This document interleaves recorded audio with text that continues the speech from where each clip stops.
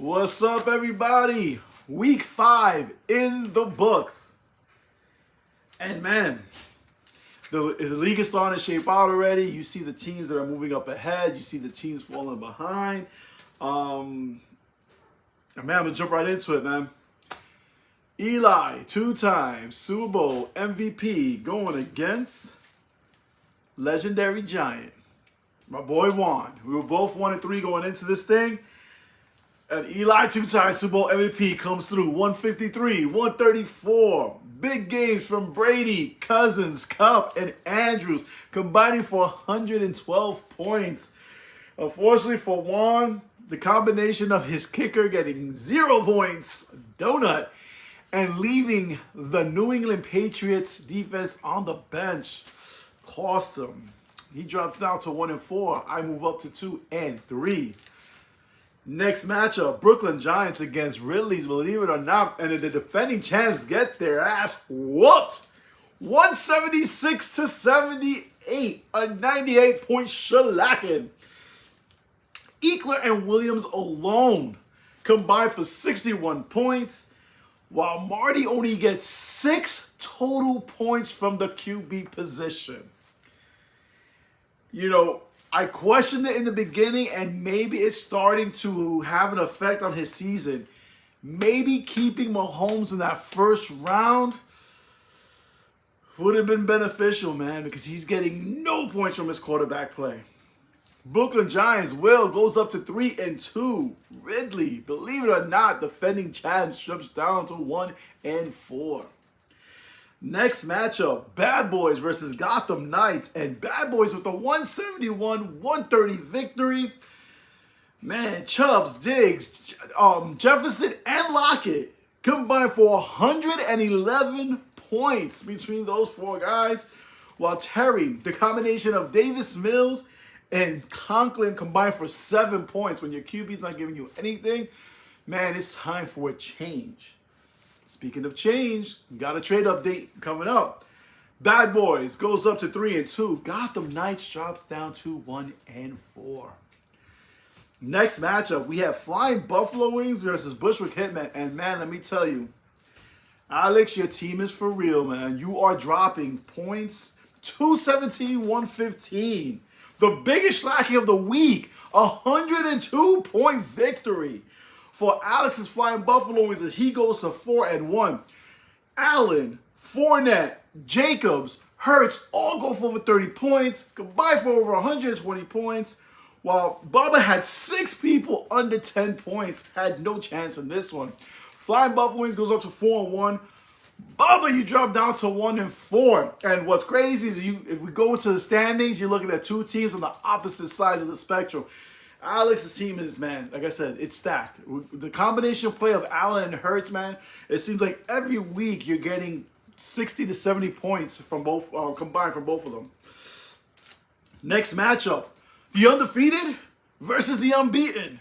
Ojo Meister, Colin Kaepernick. And Colin Kaepernick with the upset, 153-82. Jordan getting his first win of the season, behind his wide receivers who combined for 72 points.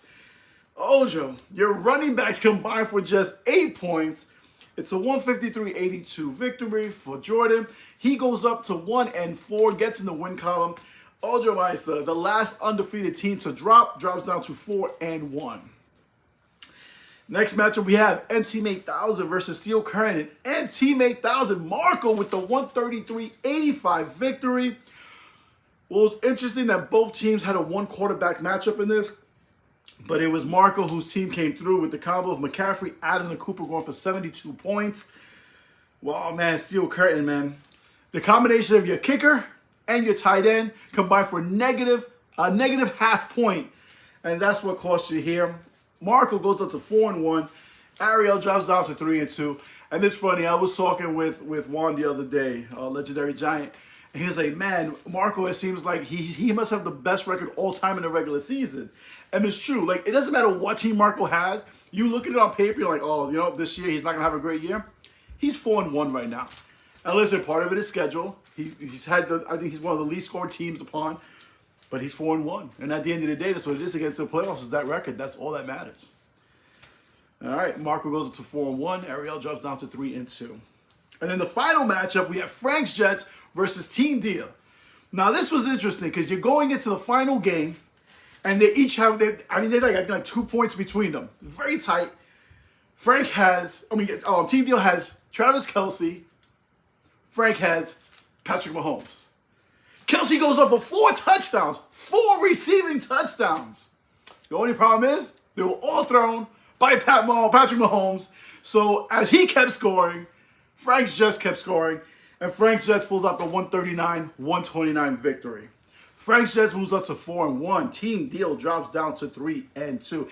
And listen, I'm just saying, Danny, you're 3-2. You got a good squad, but I think you need some help in some other positions. So we need to talk about a trade because I think it could both be beneficial for both teams. All right, so we'll talk. All right, so we're looking at the standings this week, and at the number 1 spot, Fly Buffalo is at 4-1 as they ride a 1-game winning streak, going back in their winning ways this week. Next up is Frank's Jets, 4-1. I think that's the biggest surprise of the season. This was a team that finished in last place last year. 4-1 with a 3-game winning streak. Don't want to rub it in, but maybe having Patrick Mahomes helps. Next up, the number 3, third place is Team 8000 with a 4-1 record. Marco, after losing his first game of the season, is riding a 4-game winning streak. Unfortunately, I think that's going to stop this week, and we'll get into that shortly. In 4th place, we have Ojo Meister, who drops from 1st to 4th with his first loss of the season. He is 4-1. Then we have Team Deal, who's in 5th with a 3-2 record. He has a loss cause. He's riding a 1-game losing streak. Bad Boys in 6th place at 3-2 with the 1-game winning streak. Steel Curtain dropped to 7th, 3-2 with the 1-game losing streak. And Brooklyn Giants, after starting 1-2 on a 2-game winning streak, and is in that 8th slot.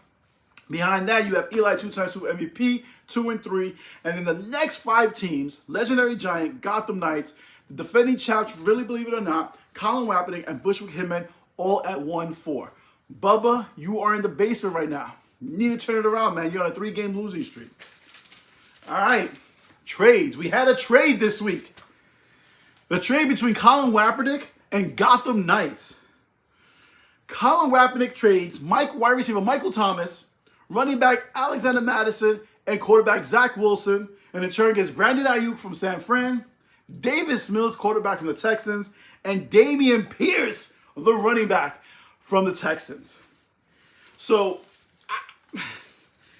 my view on this trade, Jordan got the better of this end. And there's only one reason only. Dameon Pierce. Not only do you have a running back who looks like is going to be a fantasy stud, but because he was drafted in the 10th round, he gets to keep him next year in the 10th round. So he may have a top 5 running back that he gets to keep in the 10th round. So for that and that alone, I believe he wins this trade. And then let's look at the history. And listen, and makes me a little proud. This is my son here. And I said, you hope that some of your fantasy, acumen, had passed on to him from his father. He in essence traded Cameron Brate for Dameon Pierce. And this is how he did it. First, there was a trade between him and Team 8000 where he traded Cameron Brate for Terry McLaurin. Then he flipped that and traded it to Steel Curtain where he trades Darrell Williams for McLaurin, and he gets back Zach Wilson, and I forgot who the other person that trade.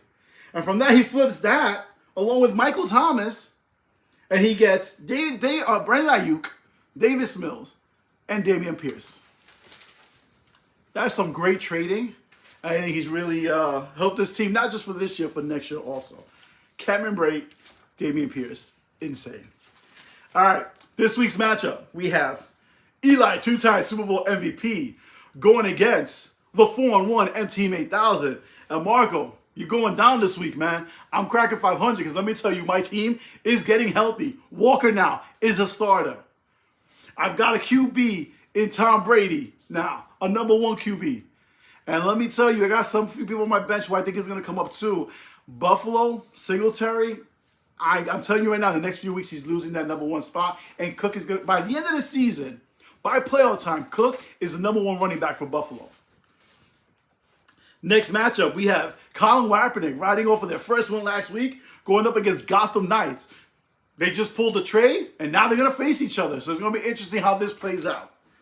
Next up, we have 4-1 Ojo Meister going against 1-4 Legendary Giant.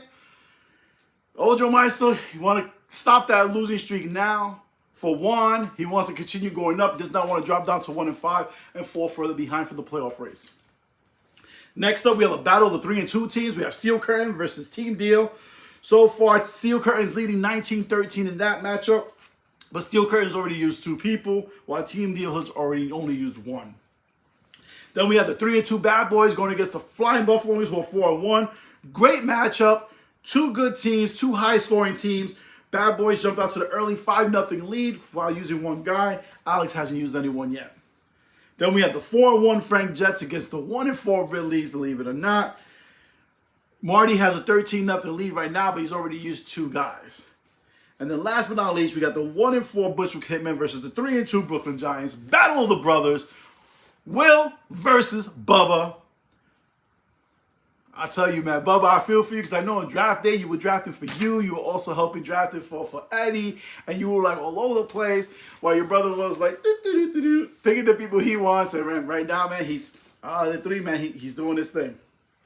All right, man, listen. Well, Mets lost last week. It was heartbreaking. It sucked, man. It is what it is. Like I said, when it comes to baseball playoffs, it is a crapshoot, and you just see it now. Braves got eliminated. Dodgers got eliminated. Yankees on the verge of getting eliminated. Like I said before, one, I don't think the bye week helps teams. I also think that the divisional series should be 7 games, not 5.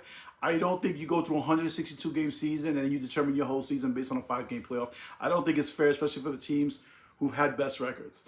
I think, listen, the wild card, keep it as it is. 3-game series, I think that's fair. It's a wild card and the least strongest division, 100%. I think divisional series needs to go 7 games, and then conference, and then World Series all 7 games.